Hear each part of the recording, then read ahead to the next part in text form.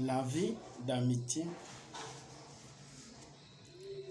c'est présenté par Luko Ingainga, Papa Ingainga. Alors nous allons d'abord commencer à définir l'amitié. L'amitié est une période d'observation. C'est la première étape pour arriver justement au mariage. Vous savez, il y a 3 étapes. Il y a la vie d'amitié, il y a la vie des fiançailles, il y a aussi la vie du mariage. Alors l'amitié, c'est vraiment la première étape. Dans la période d'amitié, les 2 amis apprendront à s'observer minutieusement pour finalement décider s'ils peuvent aborder la période des fiançailles. Après les fiançailles, le mariage. Alors l'objectif de ce thème, c'est quoi?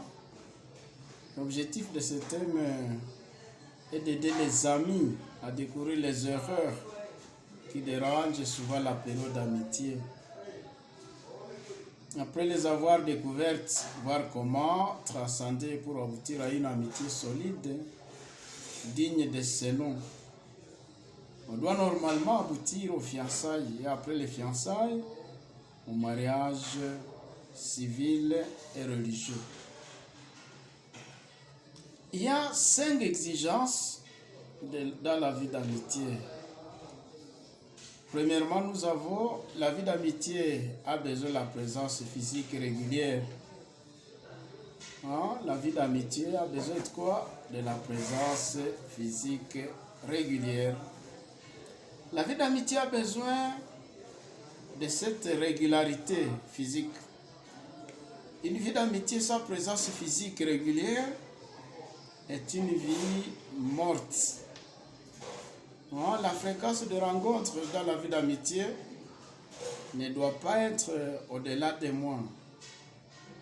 L'idéal serait de se voir 2 fois le mois. Cela va dépendre évidemment des amis. Cela dépend aussi de la disponibilité du garçon, soit de la fille dans l'amitié.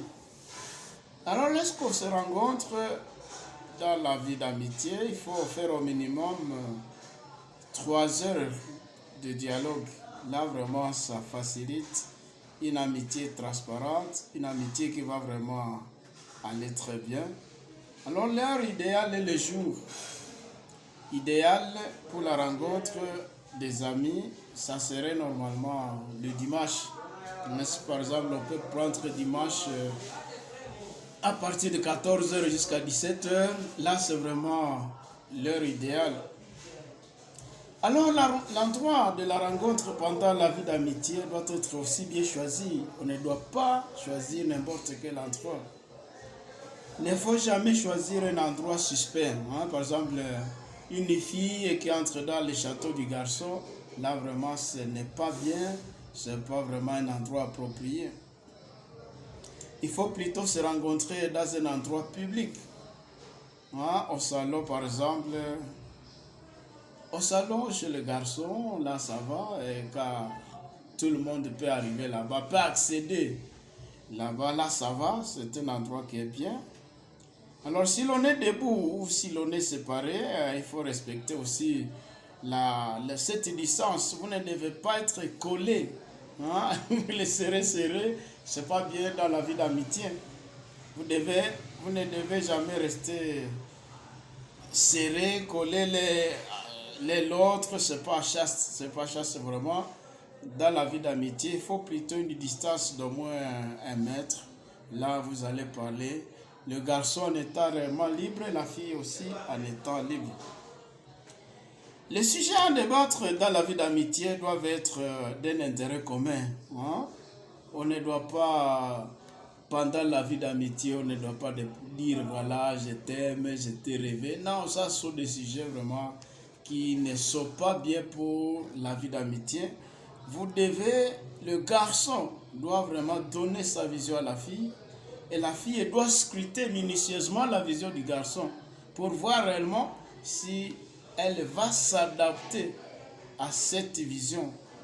Hein, on ne doit pas dire n'importe quoi. Les histoires de je t'aime, je t'ai rêvé aujourd'hui, j'aime quand tu souris, et toutes les sensations possibles ne sont pas appropriées pendant la période d'amitié. À part la présence physique, l'amitié a aussi besoin de messages téléphoniques le matin pour souhaiter une bonne journée à votre étoile. Le soir pour lui souhaiter une bonne nuit. L'appel téléphonique n'est pas à négliger.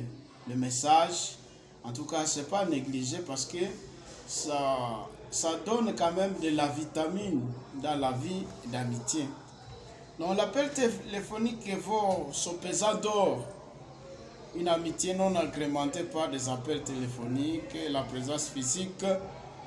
Notre expérience a montré que cette amitié ne dure jamais, ne dure pas. Une amitié sans dialogue est morte. Le dialogue constitue donc les protéines et les vitamines dans la vie de l'amitié. Et alors, deuxièmement, l'amitié a besoin du vrai amour. L'amitié a besoin du vrai amour et jamais du faux amour. Le vrai amour, c'est quand le garçon respecte la fille. Il y a le respect mutuel, la fille respecte le garçon. C'est ça le vrai amour. Le garçon ne doit pas dire je t'aime dans le cadre de désirer la fille. Non, non. Là, c'est pas un amour. C'est pas du vrai amour. Le vrai amour, c'est le respect de l'autre. Une fille ou un garçon qui a le vrai amour doit remplir 6 qualités suivantes. Donc, le vrai amour est expliqué dans la Bible. Et alors, quand vous voyez par exemple les Corinthiens 13:4, on donne des qualités de l'amour. Nous allons voir les 6 qualités d'amour. L'amour, la première qualité, c'est la patience. Si tu es garçon et tu dis que tu aimes la fille, tu dois être patient. Donc, la Bible dit l'amour est patient. Ça veut dire que je dois éviter d'être découragé par l'ami. Je dois apprendre à la patienter ou bien à le patienter. C'est ça l'amour. Donc là, ça montre que réellement, tu es même prêt à aimer. Quand tu n'as pas la patience, là, tu n'as pas vraiment, tu n'es pas encore prêt pour avoir un ami. La deuxième qualité de l'amour, c'est la bonté. Nous voyons dans Corinthiens 13:4. Je ne dois pas être seulement beau ou bien belle pour mon ami. Je dois surtout être bon ou bonne pour lui ou bien pour elle. Donc la bonté est très très importante parce que nous recevons beaucoup de gens à la radio par exemple qui viennent de s'enregistrer et nous avons constaté que vraiment beaucoup de garçons ne voient que l'aspect physique, la taille oignon, je sais pas, il faut que la fille soit brune, il faut que 1 mètre, je sais pas combien. Ça c'est justement le physique. Évidemment, là c'est la porte d'entrée dans la vie d'amitié. Mais au-delà de cela, ce qui est essentiel, les chers garçons et chères filles, c'est justement quoi? La bonté. Tu dois voir le comportement, tu dois voir le caractère, le comportement de la fille, soit le comportement du garçon. Ça, c'est vraiment un critère qu'il ne faut jamais négliger dans la vie d'amitié. Parce que c'est ça que tu vas vivre même dans la vie de mariage. La fille est peut-être belle, mais si elle est mauvaise, tu vas vraiment te décourager. La Bible dit qu'une telle femme constitue une carie dentaire dans le mariage. Et alors, vous garçons, vous qui ne voyez que l'aspect extérieur, ça pour autant insister sur l'aspect de la bonté. Vraiment, vous rentrez votre vie d'amitié déjà en danger. Le troisième aspect, c'est justement dans 1 Corinthiens 13:4, l'amour ne se vante point. Un soulard ne sait pas aimer. Un orgueilleux ne sait pas aimer. Il faut être humble dans l'amitié. Donc, il ne faut pas que vous puissiez vraiment vous vanter. Donc, l'ego n'est pas bien dans la vie d'amitié. Si ce qui montre que tu es réellement prêt ou prête à avoir un ami, c'est quand tu n'arrive pas à te vanter, tu es humble, tu as la capacité de comprendre l'autre sans pour autant te vanter. La quatrième qualité qui montre que réellement tu es prêt à aimer, et puis dans la vie d'amitié, l'amour ne fait rien de malhonnête. C'est Corinthiens 13:5. Donc si vous dites un vrai ami, vous devez éviter d'être malhonnête. Donc si vous voulez vraiment dire que vous êtes un ami, vous avez aimé un garçon, vous avez aimé une fille, vous avez commencé la vie d'amitié, vous devez être honnête. Il faut éviter la malhonnêteté. Vous devez éviter, par exemple, les filles qui aiment vraiment exploiter les garçons. Hein? Il y a le terme ici, au niveau des Butembo, il y a le terme daméré, coup daméré. Coup daméré. Non, daméré, là, c'est vraiment un problème. Il ne faut pas, quand vous êtes dans la vie d'amitié, ce n'est pas, chère jeune fille, l'occasion d'exploiter les garçons d'autrui. Non, non. Malheureusement, nous connaissons beaucoup de garçons qui viennent chez nous, qui disent en tout cas, papa, vraiment, nous avons des problèmes, les filles sont mauvaises. Des garçons qui avaient vraiment l'alimentation, mais maintenant, la fille l'a exploité. Et alors, c'est justement le problème de ne pas maîtriser la vie d'amitié. Quand on dit que vous êtes amis, c'est pas que vous avez remplacé le père de la fille. Non, non. Vous êtes amis. Vous n'avez pas droit de lui donner de l'argent pour telle ou telle autre chose. Non. Si vous lui donnez, alors il n'y aura pas de retour. Mais quand vous lui donnez dans le cadre de la voûter, dans le cadre de la voir, non, non. Parce que l'amitié n'est que l'observation. Si la fille trouve que tu as beaucoup de défauts et qu'elle ne te mérite pas, évidemment, elle va dire non, non, en tout cas, on se sépare. Et la même chose pour les garçons.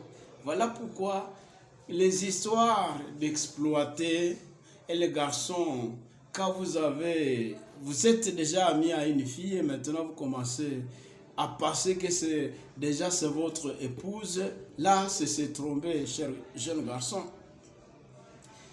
Le cinquième aspect dans la vie d'amitié, c'est dans Corinthiens 13:6, l'amour se réjouit de la vérité. Donc l'amour est véridique, vous devez dire la vérité. Si par exemple vous êtes une fille, si le garçon vous demande si vous êtes vierge et que vous n'êtes pas vierge, vous dites non, vous n'êtes pas vierge, il ne faut pas cacher. Si vous avez un enfant, quelque part, vous ne devez pas cacher, même si cet enfant est mort ou quoi, vous ne devez pas cacher. Vous devez déjà le dire dès le début parce que ça, c'est déjà le fondement de votre amour. Si vous dites que vous êtes un vrai ami, et vous devez apprendre à dire la vérité à l'autre. Le mensonge tue l'amitié. La sixième qualité dans la vie d'amitié, c'est justement dans Corinthiens 13:7, l'amour excuse tout. Le pardon, excuser. Hein? Par exemple, si votre ami vous a fait du mal, vous a énervé, vous devez être capable de l'excuser. Si vous n'êtes pas capable d'excuser l'autre, à ce moment, vous n'êtes pas prêt pour le mariage. Parce que le mariage, en fait, on se marie, on marie même le comportement de quelqu'un. Et alors, le mariage, il y a beaucoup de différences. Beaucoup de différences. Et alors, le mariage est réussi dans le cadre d'excuser l'autre. Parce que vous ne vous mariez pas, comme je l'ai toujours dit, toujours aux jeunes, vous ne vous mariez pas à un âge. Vous vous mariez à une personne. Et quand on dit une personne, ça veut dire que la personne n'est pas parfaite. La personne a des qualités, la personne aussi a des défauts. Et alors, quand la personne va manifester des défauts, vous devez être capable de l'excuser. Vice versa, cette personne aussi doit être capable de vous excuser. Donc, la vie d'amitié, il y a des erreurs toujours qui sont liées à la nature humaine. Et alors maintenant, ces erreurs, on doit s'excuser mutuellement. La vie d'amitié n'a pas besoin même de cadeaux avec arrière-pensée. Vous ne devez pas donner de cadeaux avec des arrière-pensées. Si par exemple, Kasereka donne un cadeau à Kabuo, il ne doit pas penser que Kabuo paiera ce cadeau-là en lui livrant par exemple son corps. Il y a malheureusement beaucoup de garçons qui donnent des cadeaux avec des arrière-pensées. C'est ça un peu le problème. Si Kabuo donne un cadeau à Kasereka, il ne doit pas penser que Kasereka doit coûte que coûte l'épouser. Dans la vie d'amitié, on ne doit pas donner de cadeaux avec des arrière-pensées. Vous devez savoir que on est encore libre de s'orienter autrement. Alors, les cadeaux avec arrière-pensée tuent l'amitié. La vie d'amitié exige aussi une maîtrise de soi. La différence entre Kasereka et le coq est que Kasereka, quand il est excité, en voyant par exemple le Kahambu, il peut se maîtriser. Mais quand le coq est excité en voyant la poule, il la poursuit jusqu'à l'attraper. Voilà. Donc le coq est guidé par l'instinct.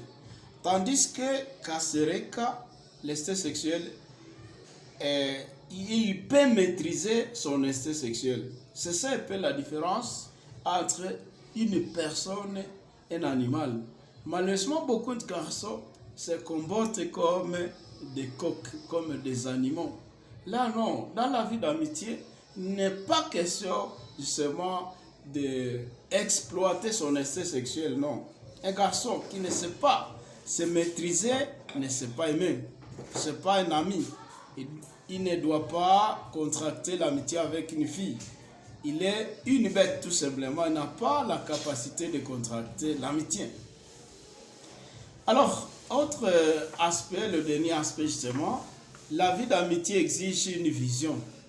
La vision, c'est savoir où l'on vient et où l'on est et où l'on va. Donc, vous devez savoir, je viens d'où, je suis où, je vais où. Garçon, tu dois alors dire à ton ami ta vision. C'est cette vision qui fera l'objet principal de vos entretiens tête à tête. Hein? C'est cette vision qui doit accompagner justement,